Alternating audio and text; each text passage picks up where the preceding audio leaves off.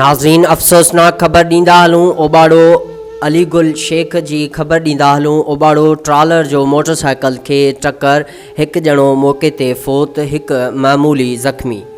ओॿावड़ो वेझो शहनशाह पंप जे साम्हूं नेशनल हाईवे ते ट्रालर जो मोटर साइकिल खे टक्कर जे नतीजे में ॻोठ ॼाम फ़तह समें जो रहवासी अली रज़ा पुट रब नवाज़ समें जो मौक़े ते फ़ौत ऐं वकार अहमद ज़ख़्मी थी पियो। ओॿावड़ो फ़ौती ऐं ज़ख़्मीअ खे तालका अस्पताल ओॿावड़ो पहुचायो वियो।